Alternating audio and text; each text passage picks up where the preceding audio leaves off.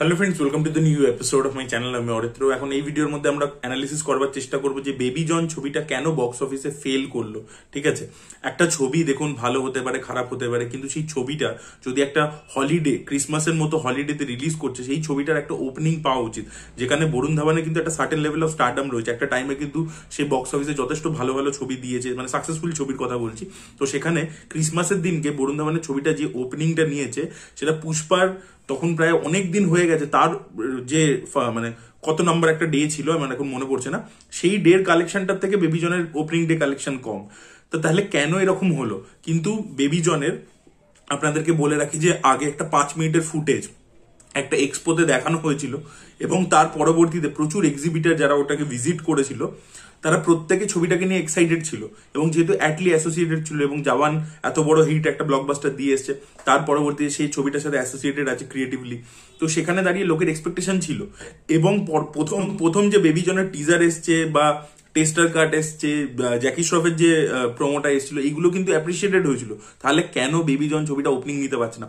বহু খারাপ খারাপ ছবি সেই ছবিটা ক্র্যাশ করে পরবর্তীতে, মানে 1-2 দিন হয়ে গেল তার পরবর্তীতে। কিন্তু ছুটির সময় বেবি জন, বরুণ ধাওয়ানের অন্য যে ছবিগুলো, যেগুলো এরকম মাস ওরিয়েন্টেড ছবি হয় না, তা সত্ত্বেও কিন্তু সেই ছবিগুলো এই মানে বেবি জনের থেকে বেটার কালেকশন করেছে। তাহলে বেবি জন কেন পারলো না ওই কালেকশনটা করতে, বা ওই ওপেনিংটা কেন নিতে পারলো না, সেটাই আমরা মূলত অ্যানালিসিস করবার চেষ্টা করবো এই ভিডিওর মধ্যে। তো সবচেয়ে প্রথম যে জিনিসটা, সেটা হচ্ছে রং মার্কেটিং।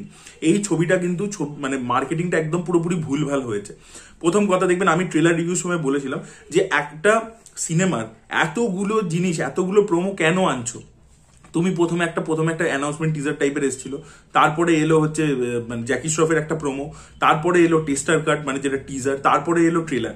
এবার এতগুলো যখন প্রোমো তুমি আনছো, তখন কি হচ্ছে যে তুমি প্রতিটাতে মানে ট্রেলারটা অ্যাকচুয়ালি টেস্টার কাটেরই একটা এক্সটেন্ডেড ভার্সন হয়ে গেছিল, যেখানে নতুন কিছু আমরা দেখতে পাচ্ছিলাম না। তো তুমি প্রতিবার কিন্তু মানে নতুন ভাবে সারপ্রাইজ করতে পারছো না দর্শকদেরকে। তাহলে you stick to one trailer only, একটা দারুণ কিকেস ট্রেলার ডিজাইন করো, দ্যাটস ইট, সেইটুকুই যথেষ্ট।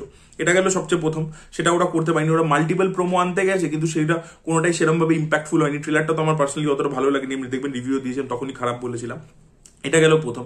সেকেন্ড হচ্ছে, এই ধরনের মাস মুভির ক্ষেত্রে না গান খুব ইম্পর্টেন্ট একটা রোল প্লে করে। এই ছবিটা নয়ন মাটাকা গানটা বাদে বাকি যে কটা গান এসছে, একটা গানও কিন্তু ওয়ার্ক করেনি। দর্শকের মধ্যে একটা গান নিয়েও সেরকম ভাবে রিলস, দেখুন কিছুটা রিলস তো এরা পুশ করে করিয়ে দেয়, কিছুটা তো পিআর ড্রিভেন জিনিসপত্র থাকে, কিন্তু অ্যাকচুয়ালি অর্গানিক্যালি যে প্রচুর মানুষের কাছে বাকি গানগুলো পৌঁছে গেছে, প্রচন্ড অ্যাপ্রিসিয়েটেড হচ্ছে, তা কিন্তু হয়নি। নয়ন মাটাক্কাটা বাদ দিয়ে বাকি কোনো গানই কিন্তু সেইভাবে মানে লোকের কাছে পৌঁছায়নি, ওয়ার্ক করেনি কিন্তু একেবারে, যেটা কিন্তু ছবিটার জন্য ব্যাকফায়ার করেছে।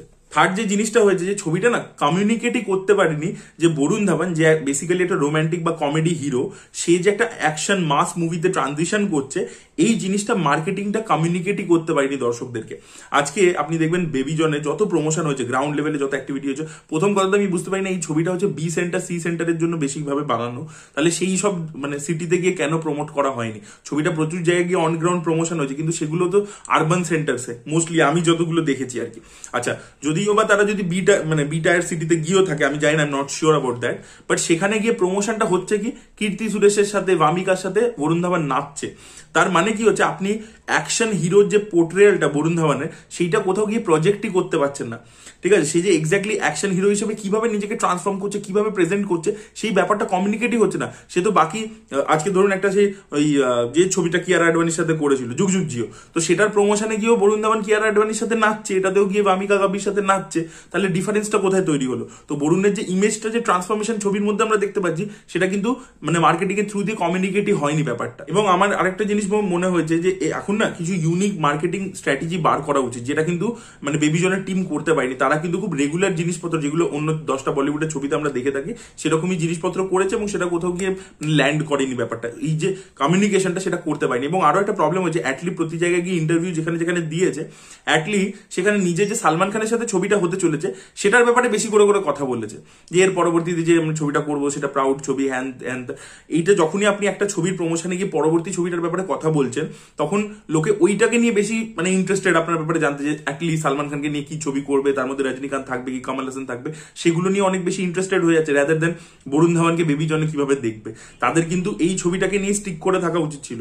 তো এই জিনিসগুলো কিন্তু ছোট ছোট জিনিসগুলো মার্কেটিং এর ক্ষেত্রে প্রবলেম হয়ে গেছে। এটা ওভারঅল মার্কেটিং এর দিকটা গেল। এবার যদি আমি আসি যে রিমেক ফ্যাটিক, এটা তো মানুষের মধ্যে চলে এসছে। এই যে থেরি বলে ছবিটা, এই ছবিটা ইউটিউবে অ্যাভেলেবেল আছে, টেলিভিশনে গোল্ড মাইনের টেলিভিশনে তো প্রায় রোজই দেয় থেরি, ঠিক আছে। তো এই ছবিটা প্রত্যেকের দেখা। এবং আরো একটা ব্যাপার হচ্ছে কি, যখনই লোকে ছবিটা দেখছে এবং আপনি ফ্রেম বাই ফ্রেম রিমেক করছেন, 10% যা চেঞ্জ করেছে সেটা গল্পতে কিছু অ্যাডাপ্ট করছে না, এবং ম্যাক্সিমাম জিনিসটাকে আপনি সেম টু সেম রেখে দিচ্ছেন, এবং সেখানে অটোমেটিক্যালি দর্শকের মাথায় কম্পারিজন ফ্যাক্টরটা চলে আসবে। আমিও দেখবেন যখন রিভিউ করেছি আমি থেরির সাথে কম্পেয়ার করে গেছি, কারণ আমি ওটা তো বারই করতে পারছি না মাথা থেকে। প্রথম কথা, আমি বিজয়ের ছবি দেখি, বিজয়কে আমার খুব পছন্দ।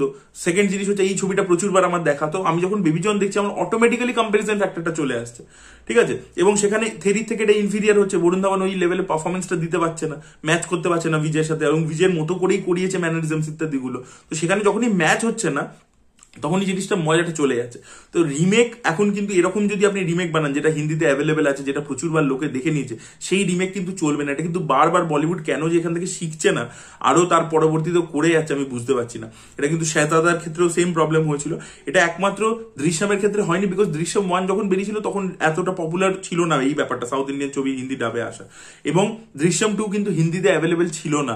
আপনারা মনে করুন ভেঙ্কটেশেরটাকে গোল্ড মাইন ইচ্ছে করে দিয়ে দিচ্ছিল হিন্দিতে, সেটাকে অজয় দেবগন আবার টাকা দিয়ে সরালো, তো এই ধরনের জিনিসপত্র হয়েছিল। দৃশ্যম 2 কিন্তু হিন্দিতে অ্যাভেলেবেল ছিল না হিন্দি ডাবিং এ। তো এবার দৃশ্যম 3 এর ক্ষেত্রে তারা প্ল্যান করছে একই দিনে দুটো ভার্সনকে রিলিজ করবে। তো এইগুলো অনেক কিন্তু ক্যালকুলেশন আছে। আপনি কিন্তু একই ছবিকে যদি দর্শকের দ্বিতীয়বার হলে বলেন যে এসে দেখো, সে কিন্তু দেখবে না। এই জিনিসটা কিন্তু মেকার্সদের বুঝে যাওয়া উচিত। Remake won't work in today's time. আমার মূলত মনে হয় যে প্রোমো যেগুলো ট্রেলার টিজার সেইগুলো আরো বেটার করা উচিত ছিল, কম সংখ্যায় কম আনা উচিত ছিল। দ্বিতীয় হচ্ছে গানগুলো ওয়ার্ক করা উচিত ছিল। তৃতীয় হচ্ছে মার্কেটিংটা আরো প্রপারলি প্রমোশন ইত্যাদি গুলো প্ল্যান করা উচিত ছিল। চতুর্থ হচ্ছে যে ছবিটা মানে রিমেক না হয়ে যদি অরিজিনাল একটা মাস মুভি হতো অ্যাটলি বানাতো, তাহলে মানে অ্যাটলি সেটার সাথে ক্রিয়েটিভলি ইনভলভ থাকতো, তাহলে আমার মনে হয় অনেক বেটার একটা ইম্প্যাক্ট বা রেজাল্ট আমরা দেখতে পেতাম বক্স অফিসে। সেটা কিন্তু আমরা দেখতে পাই না। এগুলো ছিল আমার অ্যানালিসিস। আপনাদের যদি মনে হয় এর বাদে আরো কোনো পয়েন্ট রয়েছে যে কারণে বেবি জন বক্স অফিসে চলেনি, অবশ্যই সেটা কমেন্ট করে জানাতে পারেন। এই ভিডিওটা ভালো লেগে থাকলে লাইক করুন, শেয়ার করুন, চ্যানেলটিকে সাবস্ক্রাইব করতে ভুলবেন না। বাই।